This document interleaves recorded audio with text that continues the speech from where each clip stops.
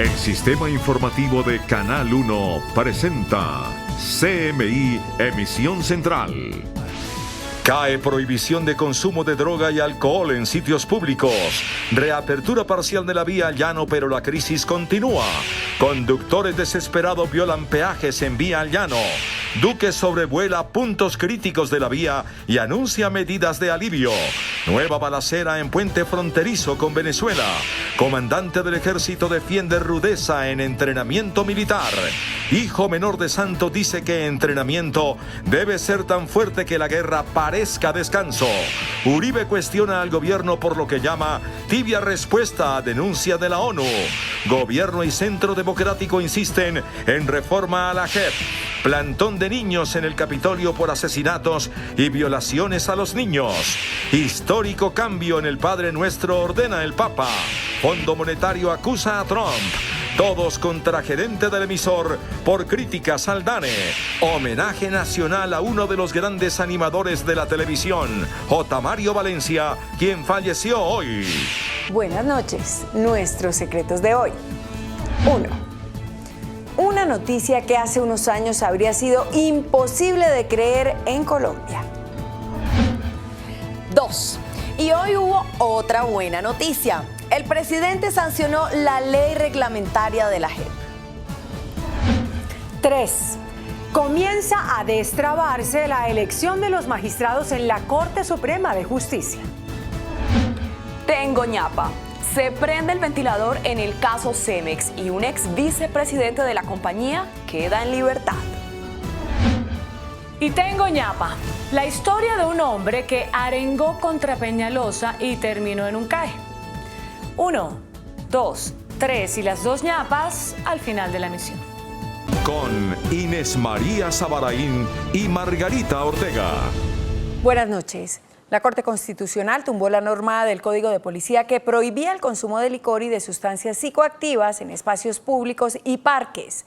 Según el alto tribunal, esas prohibiciones violan el libre desarrollo de la personalidad. Según la Corte, estas normas violaban el libre desarrollo de la personalidad. Si una familia está teniendo un almuerzo campestre en un parque, donde de pronto se toman una cerveza o una copa de vino, están con sus hijos, estaría ese comportamiento incurso en la medida. Y ese comportamiento no tiene la potencialidad de dañar el espacio público, ni siquiera de afectar la convivencia y las relaciones respetuosas. Señalaron que no se puede presumir que siempre que se consume alcohol o sustancias psicoactivas, necesariamente habrá un daño al espacio público. Que hay una relación directa y consecuencial en que el consumo genere o la destrucción o el daño del espacio público. Agregaron que de todas formas la policía siempre podrá actuar cuando se afectan los lugares públicos. En los eventos en los que el consumo de las sustancias referidas podría llevar a destruir o afectar el espacio público, puede ser objeto de prevención y corrección por parte de la Policía Nacional. Aunque la Corte no se pronunció sobre el decreto del gobierno que penalizó la dosis mínima, seguramente se tendrán que revisar las disposiciones relacionadas. Es muy probable que quienes expidieron esos decretos pues deban revisar si esos decretos se expidieron con base en estas normas. Desde ya se escuchan voces en contra de la decisión, como la Asociación Colombiana de Ciudades Capitales, que manifestó su preocupación por las consecuencias negativas de la decisión. A esta hora hay paso intermitente en la vía Bogotá-Villavicencio. En el kilómetro 58, donde se han presentado varios derrumbes, hay paso solo a un carril. Los deslizamientos ocurridos en este mes en la vía Bogotá-Villavicencio han generado diferentes problemas tanto para los que transitan por este corredor vial como para los comerciantes. Muy complicada porque nos ha traído enormes pérdidas y perjuicios a la región del oriente de Cundinamarca y a medio Colombia, que son la Orinoquía, los llanos. Los conductores, que han durado hasta 2 días sin poder pasar de un tramo a otro, exigen una pronta solución a esta problemática. No nos dan solución de nada, dicen que no hay paso, que nada, y no tenemos otra vía alterna como para decir que la podemos desviar. En estas impresionantes imágenes se puede ver la magnitud de lo que sería una tragedia si continúan los deslizamientos de tierra de esta montaña, por la cual pasa justo la vía principal para comunicar a Bogotá con Villavicencio. Y es que justo en este punto, en el kilómetro 58, el riesgo es inminente, pues esta montaña en cualquier momento podría desprenderse. Frente a este panorama, los alcaldes de los municipios afectados hacen un llamado a la concesionaria Coviandes. Invitamos a la concesión de que sea un poco más amable y sea humana con los usuarios de la vía al llano. Los alimentos que se transportan desde y hasta el departamento del Meta se han descompuesto en la vía. Al menos 6.000 pollos estarían represados en Villavicencio. Se pierden las cosechas, mueren los animales y tenemos unas pérdidas económicas muy altas. El turismo también se ha visto gravemente afectado por los constantes cierres. Ya cuánto llevamos con este problema y nosotros vivimos desde el turista, del comercio que pasa. Por su parte, la concesionaria Coviandes avanza a la remoción de material para poder dar paso a los cientos de vehículos que a diario deben transitar por aquí. Y el presidente Iván Duque sobrevoló la vía al llano. Anunció medidas para mitigar el impacto que ocasionan los continuos cierres. Desde muy temprano el presidente Iván Duque hizo un sobrevuelo en los puntos críticos de la vía Bogotá-Villavicencio. Luego lideró un puesto de mando unificado con presencia de autoridades locales, servicios de emergencia y víctimas. Al término del encuentro, el mandatario anunció un plan y varias acciones para mitigar la crisis que se vive en este corredor vial. Se han articulado más de 150.000 millones de pesos con todas las obras que nos permitan enfrentar los riesgos que existen. Por eso se harán las obras de terrazas y se procederá también con el túnel falso para proteger la continuidad en el servicio de movilidad. Además, se instalará un radar de alta tecnología para detectar movimientos sísmicos. Y se ha trabajado con el concesionario para que a más tardar el día domingo tengamos un radar de alta tecnología para detectar cualquier movimiento sobre la montaña. El Ministerio de Transporte, la Superintendencia y la Aerocivil buscarán mejorar la frecuencia de los servicios aéreos. Para que mejoremos la continuidad de los servicios aéreos de manera que no se afecte una temporada tan importante. Coviandes, por su parte, se comprometió con baños y servicios sociales para la comunidad afectada. Conductores que permanecían represados en la vía Bogotá-Villavicencio decidieron violentar el paso por los peajes. La concesionaria rechazó los actos. Estamos en el peaje Pipiral y la gente está protestando porque no han abierto la vía. En estos videos obtenidos por CMI se observa el momento exacto en el que varios conductores violan el paso de los peajes El Pipiral y El Naranjal, ubicados en la vía Bogotá-Villavicencio, un acto que respondería a la desesperación por las más de 30 horas de espera sobre la vía. Estos hechos fueron rechazados por la concesionaria Coviandes. Rechaza todo acto de violencia del que ha sido víctima tanto los funcionarios de la Policía de Tránsito y Transporte como el personal de recaudadoras, controladores de tráfico y de operación. Sin embargo, las alcaldías de estos sectores aledaños a estos peajes entienden la desesperación de los conductores y por esto no refutaron los actos. No es justo que cuando usted paga un peaje es para gozar de unos kilómetros de vía y que cuando la gente tenga que retornar por los derrumbes, le cobren nuevamente el tema del peaje. Por su parte, la ministra de Transporte, Ángela María Orozco, anunció medidas prontas para el tema de costos de peajes. Nosotros tenemos que atacar el tema cumpliendo los contratos y se está evaluando toda la situación para mirar qué se puede hacer en ese tema. Los conductores tienen que pagar hasta 150.000 pesos de Bogotá a Villavicencio. Otra balacera se registró hoy en Cúcuta, en la zona de frontera con Venezuela. Se presentó una nueva balacera en la Trocha Los Mangos, aledaña al puente internacional Simón Bolívar, provocando pánico entre los transeúntes que pasan a diario por este eje fronterizo. Del lado venezolano se escuchan disparos, el reporte es probablemente unos lesionados, debido a una confrontación que existe por el cobro de extorsión al paso de los ciudadanos. Los pasos ilegales entre Táchira y Cúcuta se han convertido en una confrontación por el poder entre las distintas bandas criminales que disputan el manejo del contrabando y la extorsión. Sujetos que habrían hecho parte de los pelusos, de los rastrojos hoy del grupo delincuencial La Línea y el grupo delincuencial La Frontera. Esta es la tercera balacera del año. Comandante del Ejército Nacional, general Nicasio Martínez, respondió a las denuncias del senador Gustavo Petro sobre supuestos maltratos en el entrenamiento de oficiales. El general Nicasio Martínez aseguró que el entrenamiento que simula un secuestro de los militares es necesario. Colombia ha sido un país que ha sufrido el flagelo del secuestro. Nuestros hombres no han escapado a esta agresión ante la dignidad humana. El entrenamiento tendrá que ser tan fuerte que la guerra sea un descanso, pero tiene que ser dentro de los parámetros de dignidad, de respeto por las personas. Sin embargo, anunció una investigación para determinar si en el laboratorio experimental de resistencia que fue denunciado en el Congreso se cometió algún abuso por exceso de la fuerza. Estamos analizándolos, ya dimos instrucciones a la inspección, vamos a verificar, vamos a esperar ese informe de inspección con expertos en instrucción, en entrenamiento, y con base en eso actuaremos. El entrenamiento de escape denunciado en el Senado es únicamente para los oficiales, no para los soldados. Los presuntos abusos de los militares denunciados por el senador Gustavo Petro fueron defendidos por Esteban Santos, hijo menor del expresidente Juan Manuel Santos, quien hizo curso de lancero.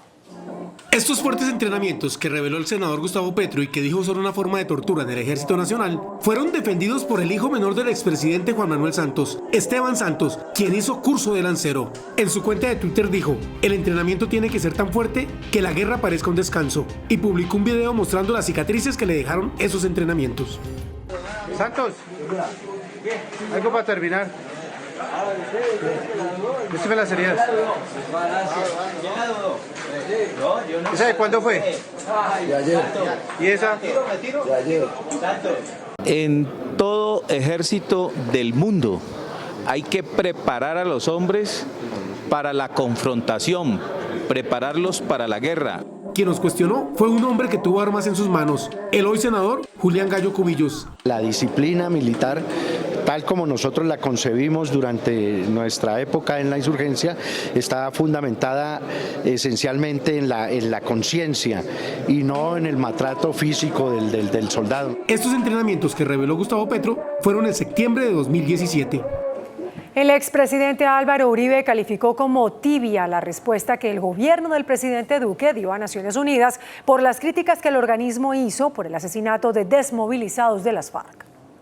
Según Uribe, Naciones Unidas lesiona la democracia colombiana y tampoco estuvo satisfecho el expresidente con la respuesta del gobierno Duque a las críticas de las Naciones Unidas. ¿Cómo se le ocurre al representante de Naciones Unidas decir que el gobierno está incitando la violencia contra los desmovilizados? Y la respuesta de algunos funcionarios es muy tibia. Lo que hay que decirle a Naciones Unidas es: respete que este es un gobierno decente. Insistió en que Naciones Unidas no tiene un papel neutral en Colombia. ¿Por qué no protege a Colombia? Que Márquez anda con 400 individuos armados en Venezuela, merodeando cerca de la frontera con Colombia. El senador Iván Cepeda cuestionó al exmandatario por sus críticas a la ONU. Tratar de esa manera al Consejo de Seguridad de las Naciones Unidas es no solamente una imprudencia, sino un gravísimo error. Es la comunidad de las naciones la que ve con preocupación la situación que hay en Colombia. Dice que no se puede ver a la ONU como un contradictor ideológico. La ministra del Interior, Nancy Patricia Gutiérrez, anunció la presentación de proyectos para reformar a la Justicia Especial de Paz. El Centro Democrático insistió en que ese tribunal sea eliminado. Tras la sanción que hizo el presidente Duque, la ley estatutaria que reglamenta la Justicia Especial para la Paz, JEP, el gobierno insiste en reformas. Esa necesidad de aclarar la garantía de no extradición a terceros que ofrecen verdad a la JEP sin ser parte del proceso que se firmó con las FARC, definitivamente es un gran riesgo para debilitar el instrumento de la extradición. Es decir, sí o sí debe haber unas aclaraciones o modificaciones. Sí, y en eso se requiere de verdad la voluntad de los partidos políticos para poderla sacar adelante. Y en el Centro Democrático, incluso en acabar con ese alto tribunal de justicia transicional. El país no se puede quedar en esta interinidad de 15, 20 años dependiendo de la JEP. Yo creo que se debería repensar el tema de sustituir a la JEP por una sala especializada en la Corte Suprema de Justicia. Las reformas serán presentadas en la próxima legislatura.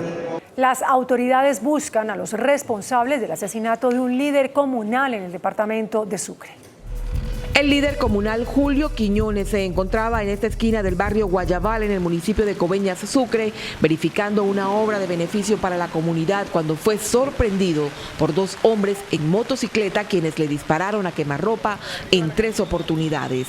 Dar una recompensa de hasta 10 millones de pesos por quien dé información que permita dar con la captura de los responsables de este vil crimen. El líder, padre de 2 hijos menores, había denunciado hechos de corrupción en el municipio, por lo que recibió amenazas y en este momento contaba con el servicio de protección policial no permanente. En su sector lo recuerdan como un hombre servicial.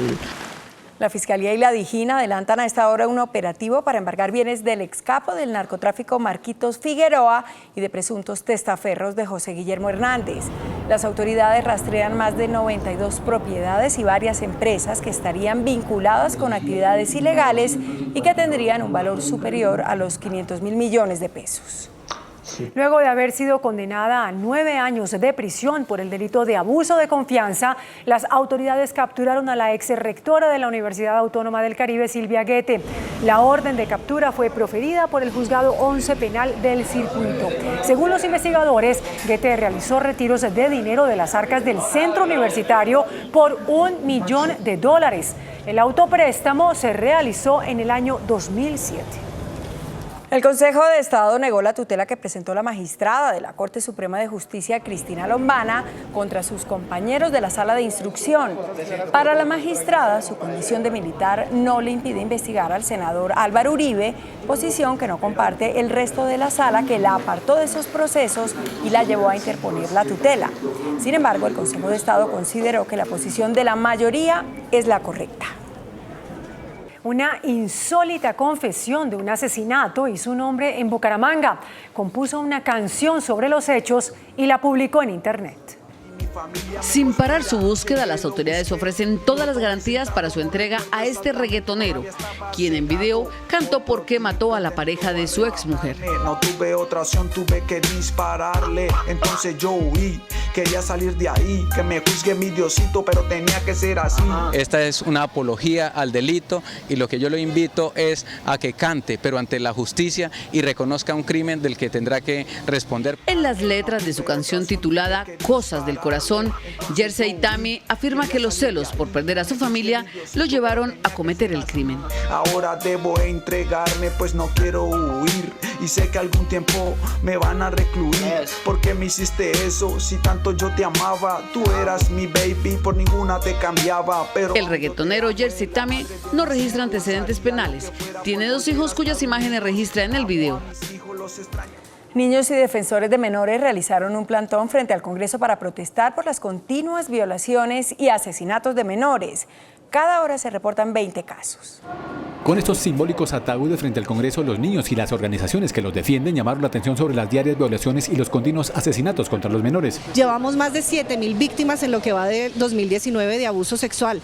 No podemos tolerar eso como colombianos. El performance quería llamar la atención con un funeral para simbolizar lo que están sufriendo nuestros niños, un ataúd de un bebé. Y es que pese a la promesa de campaña del presidente Iván Duque de respaldar el proyecto que busca la cadena perpetua para violadores y asesinos de niños, la iniciativa se hundió en el Congreso. En este debate no hubo compañía de la directora del ICBF, tampoco del ministro Interior, no hubo compañía del Gobierno Nacional, donde se comprometió a sacar este proyecto adelante. El proyecto volverá a presentarse el próximo 20 de julio. La Iglesia italiana empezará a rezar el nuevo Padre Nuestro sugerido por el Papa Francisco. El Papa Francisco aprobó un histórico cambio en una de las frases de la oración cristiana por excelencia, el Padre Nuestro, pues según él, en una de sus líneas, en su versión en italiano, se da a entender que Dios induce a los hombres a caer en la tentación. Antes la oración incluía la frase non ci indurre in tentazione, que en español traduce no nos induzcas a la tentación, y ahora con el nuevo cambio esta será reemplazada por non abbandonarci alla tentazione, es decir, no nos abandones a la tentación.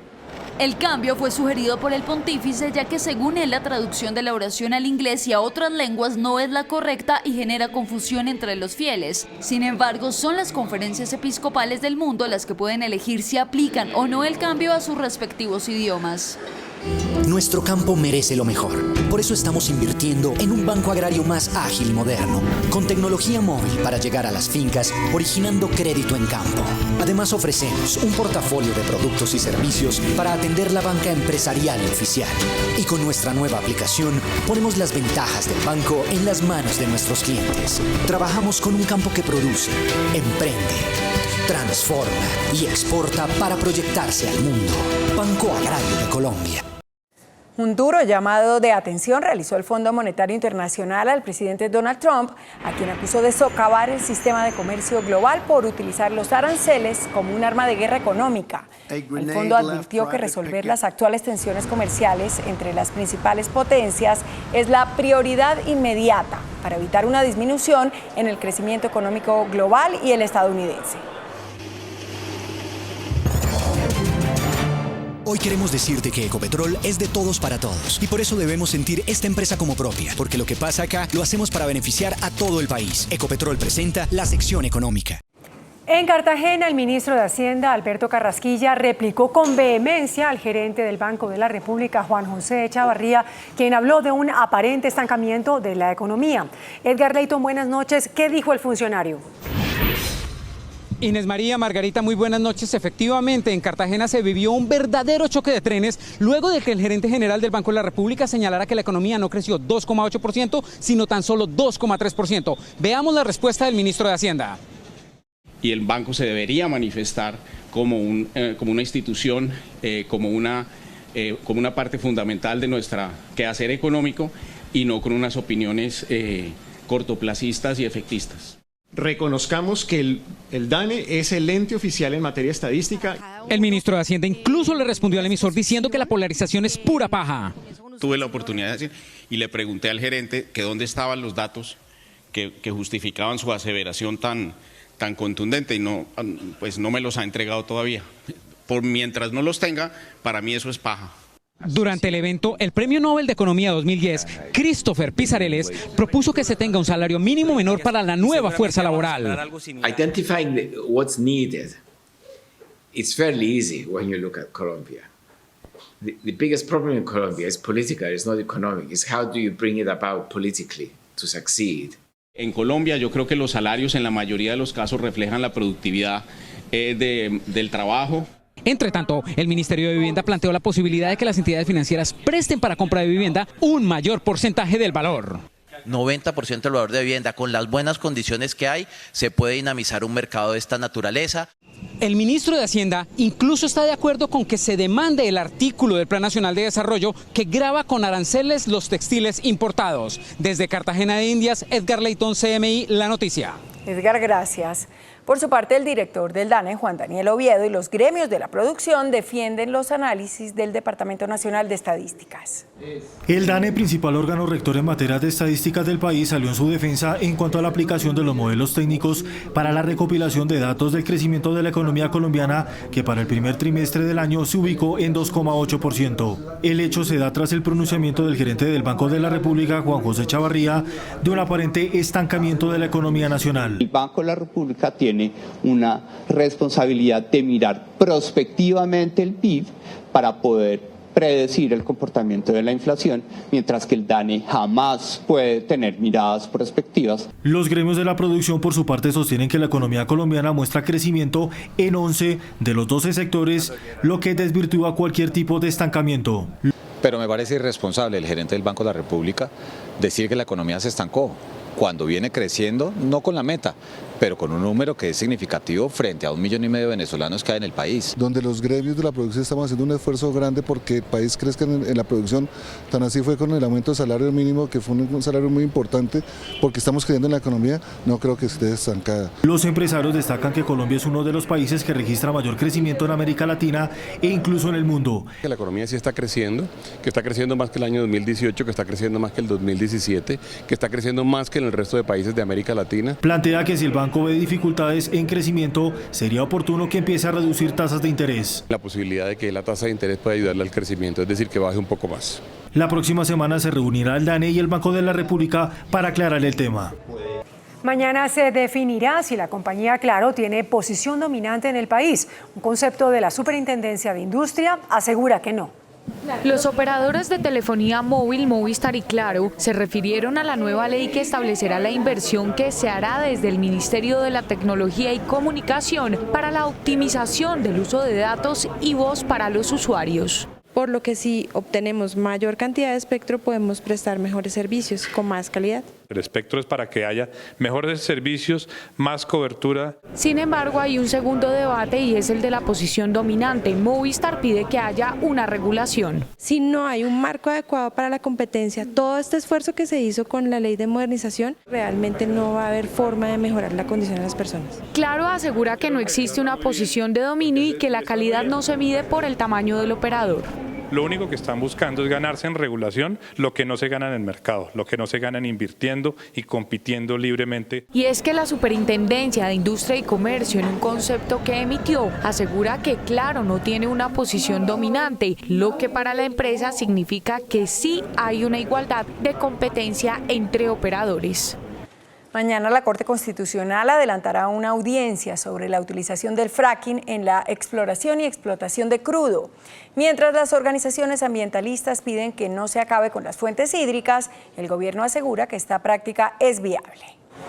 Los ambientalistas le dirán a la Corte Constitucional que el fracking es nefasto para el país. Las implementaciones pues van en varios niveles, van desde la contaminación de acuíferos subterráneos, de la contaminación de fuentes de aguas superficiales, de problemas de afectación a la calidad del aire, de la inducción de sismos en regiones donde se pueda utilizar esta técnica. El Congreso tendrá su punto de vista. Nuestra posición en la actualidad es decirle no al fracking, mientras exista un estudio técnico, un estudio serio, un estudio responsable que nos dé la tranquilidad con el medio ambiente y por supuesto con la salud pública de los colombianos. Y finalmente el gobierno confirmará que el fracking es una alternativa. La audiencia en la Corte Constitucional iniciará a las 8 de la mañana.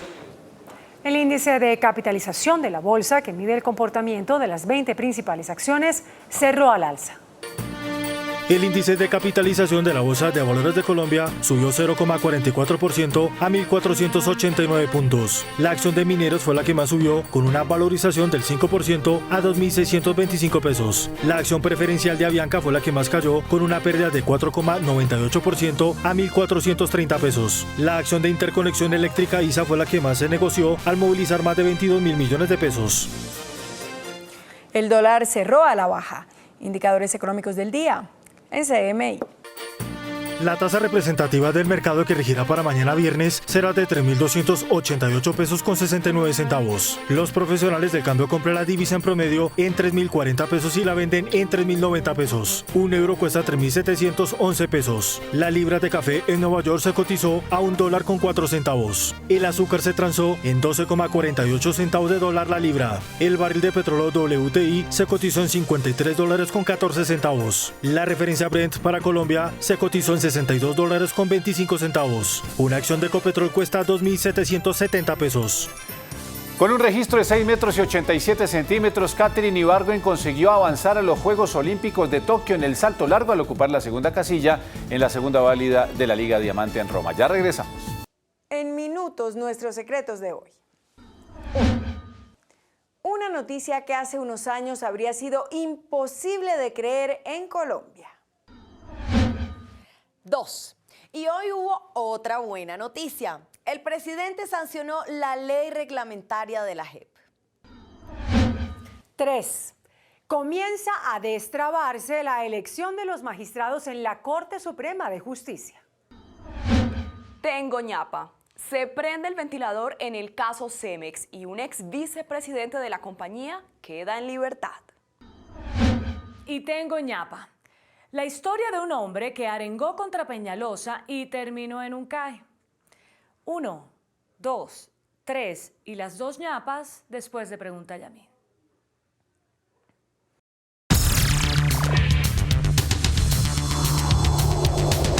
Muy buenas noches. Segunda parte de la entrevista con el doctor Jorge Landoño, quien es el gerente general de EPM, las empresas públicas de Medellín, y el tema de Hidroituango. ¿El presente cuál es, doctor Londoño? A ver, Yamil, el proyecto va a tener 3 años de retraso. La contingencia nos genera un retraso de 3 años que yo los divido de la siguiente manera. El primer año que ya pasó fue la disminución fundamental de los riesgos, tanto ambientales como para las comunidades aguas abajo. Eso va bastante bien, bastante avanzado.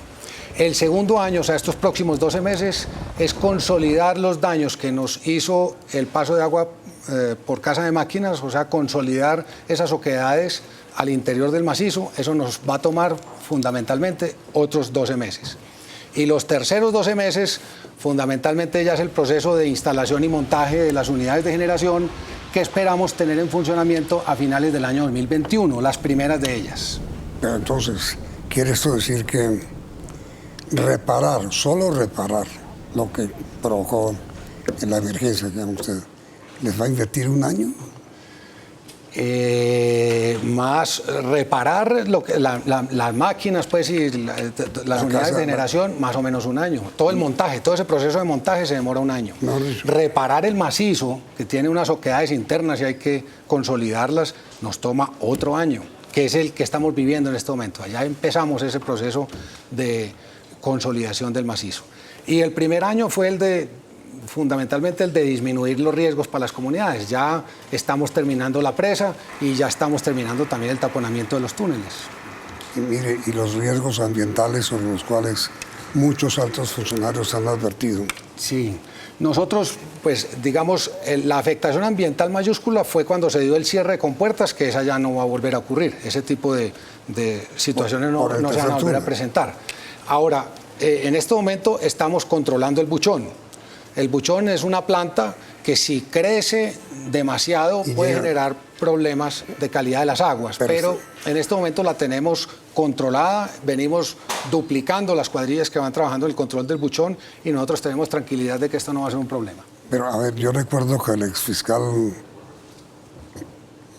Martínez dijo que el buchón era un gran problema. El buchón, si llega. Sí, él lo que quiso decir, hombre, entren a controlar ese buchón rápidamente antes de que se vuelva un problema. Ese es el mensaje que nos dio el fiscal y que estamos atendiendo pues con toda la prontitud y celeridad. Limpiando. Sí, aquí normalmente lo que hace es recogerse, contenerse para que no navegue por el río, se contiene con unas redes y ya unas máquinas lo extraen y lo disponen en tractomulas que ya se llevan.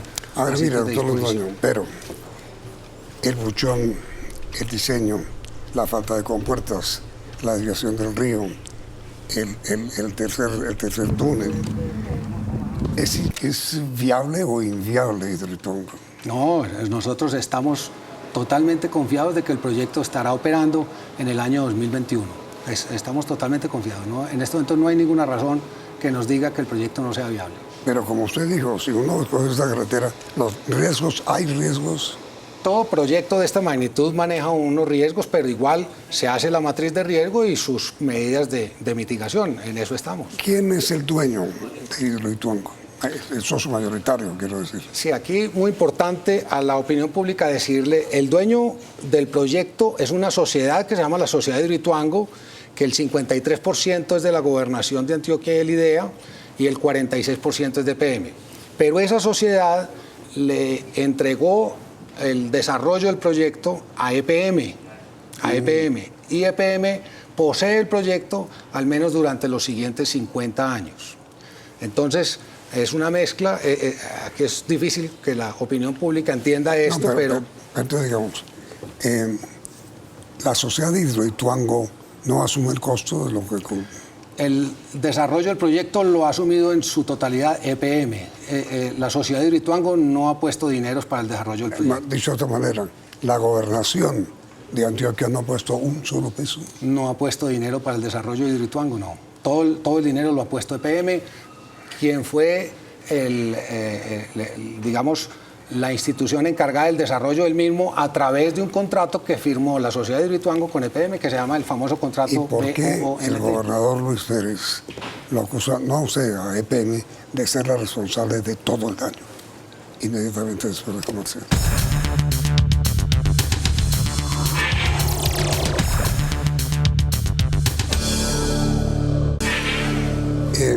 Su opinión. Sí, a ver, el tema del reclamo del gobernador se refiere a unos ingresos futuros que tendría el proyecto.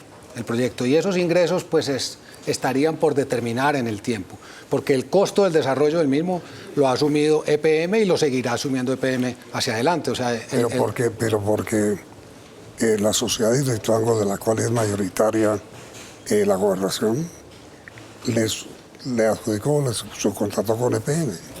Sí, correcto. El gobernador lo que aduce es que no le van a llegar unos ingresos que le debieron haber llegado por el retraso que tiene la obra. Finalmente, ¿cuánto va a terminar costando Hidroituango? El proyecto estimamos nosotros que va a estar entre 15 y 16 billones de pesos el costo total. Y el debate ahora, la discusión ahora es ¿quién lo paga? Si las aseguradoras o no. No, pues sí, pues con las aseguradoras nosotros estamos en el proceso de reclamación y eso obviamente esa diferencia de cerca de 4 billones de pesos en buena medida se va a recuperar con el seguro.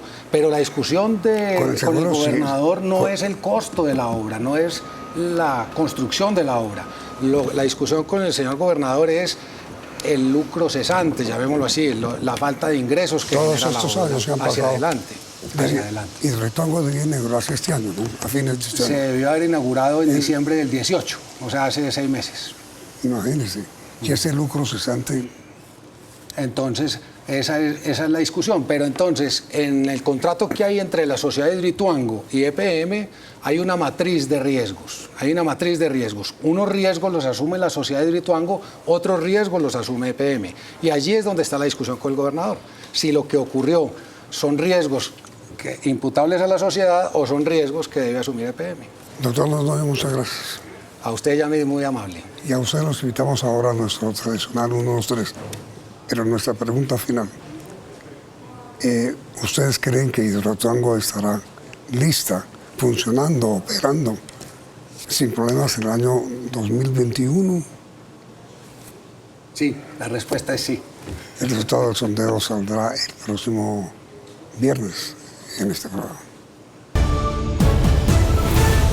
Sentido homenaje a J. Mario Valencia, uno de los grandes animadores de la televisión colombiana. Que tenemos muy agradable en vivo con todos ustedes. Otras enfermedades. Con más de 40 años dedicados a los medios de comunicación, en especial a la televisión, Jorge Mario Valencia Yepes, mejor conocido como Jota, se hizo célebre en el mundo artístico gracias a su efervescente carisma. Su pasión por la comunicación nació cuando perdió uno de sus ojos cuando era niño. Debido a esto se refugió en la radio cuando vendía bufandas en las calles de Medellín para ayudar a su mamá.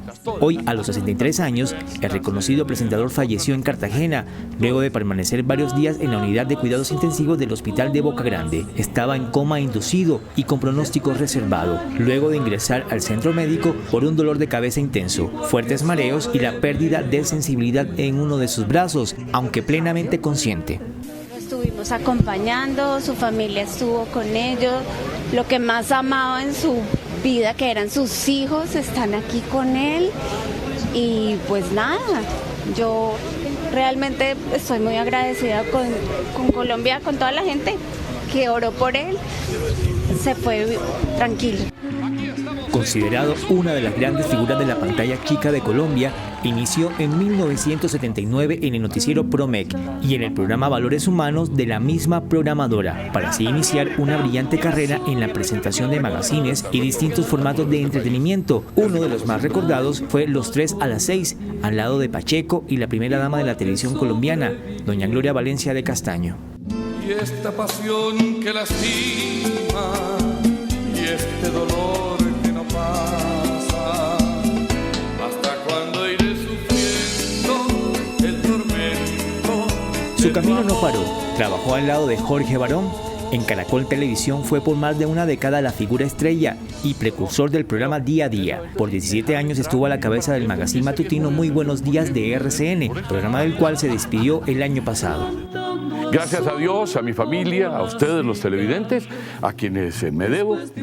Gracias a quienes por cualquier motivo no soy de sus afectos y hasta hablan de mí como si me conocieran. Me han impulsado demasiado y espero que lo sigan haciendo.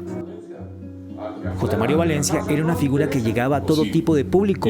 Algunos lo amaban, otros no tanto, pero su perseverancia tuvo frutos y fue creer en el talento de las personas. Se casó en 2 ocasiones y tuvo 2 hijos, quienes viajaron hasta la Heroica a despedirlo. Él siempre fue una persona muy agradecida. Muchísimas gracias, periodistas, que mi papá siempre los quiso mucho. Eso es todo. Su originalidad y personalidad fuerte y arrolladora lo hizo ser único en la televisión de Colombia. Su legado perdura hoy día en la pantalla chica. Sus seguidores, amigos y familiares lo recuerdan como siempre él quiso, con una enorme sonrisa. Su cuerpo será trasladado a Bogotá para ser despedido. Por siempre y hasta siempre. Y cojan oficio.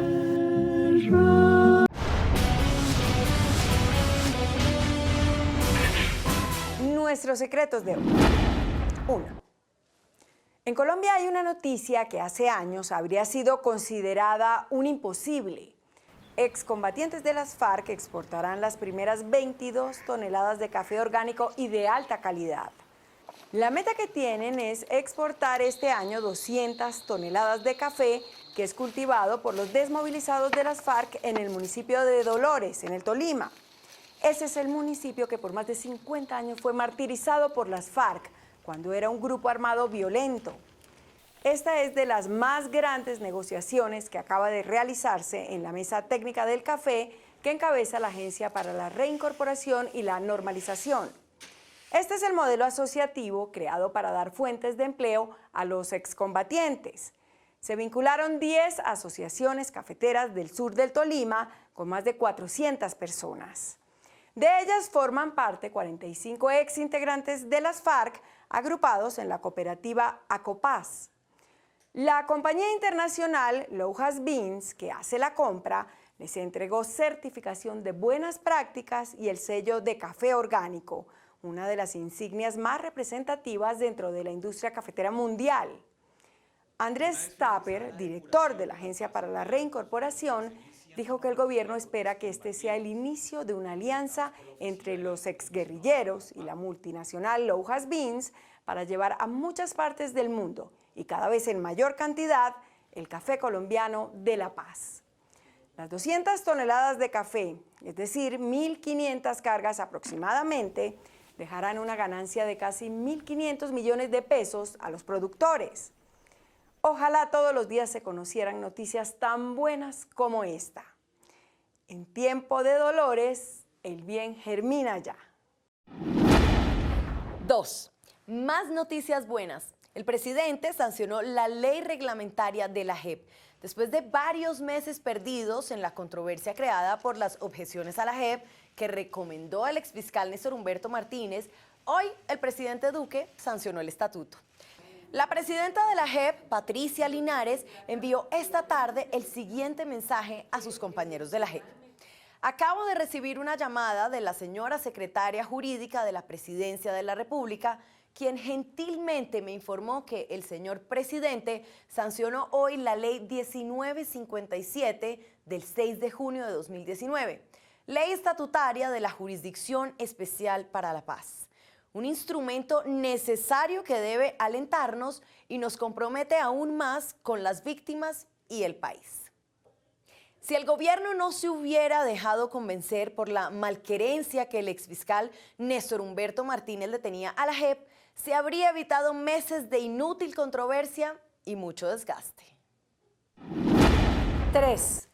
La Sala Plena de la Corte Suprema de Justicia eligió hoy el reemplazo provisional del magistrado Gustavo Malo. El magistrado Malo fue apartado de su cargo al resultar involucrado en el escándalo del cartel de la toga. Su puesto será ocupado por el abogado Jaime Moreno Acero, magistrado del Tribunal Superior de Buga, egresado de la Universidad Libre y especialista en Derecho Penal. Con este nombramiento, la Sala Plena queda con 18 magistrados. Pero este número sigue siendo aún bastante reducido. Para adoptar decisiones se requieren mínimo 16 votos. La Corte está integrada por 23 magistrados. Faltan todavía 2 magistrados de la Sala Penal, 1 de la Sala Civil y 2 más de la Sala Laboral para completar los 23.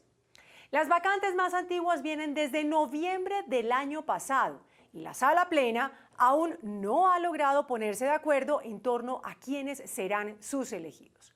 Sin embargo, los magistrados se comprometieron a elegir rápido porque dicen ser conscientes del problema que genera la desintegración de la Corte. Ojalá peleas y personalismos no bloqueen la elección de los nuevos magistrados para que el presidente Duque pueda enviar su terna de candidatos para la Fiscalía.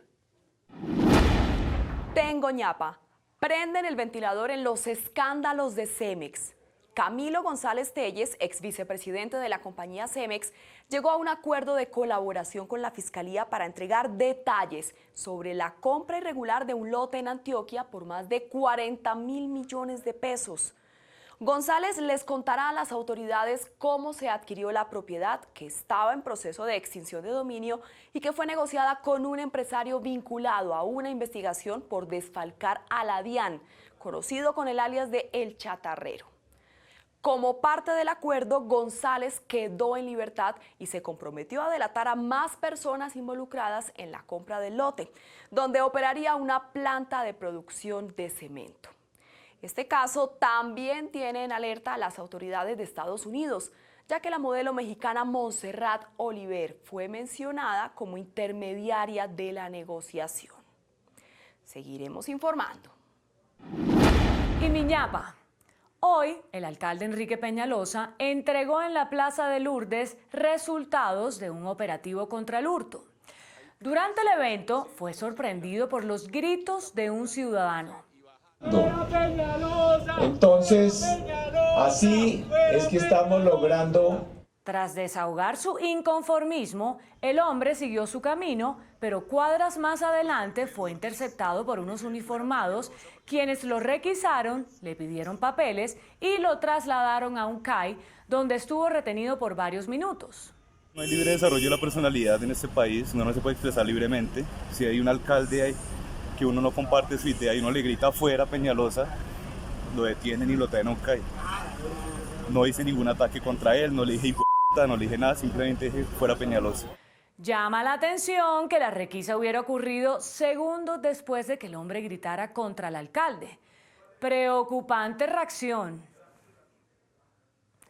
Hasta mañana. Que descanse.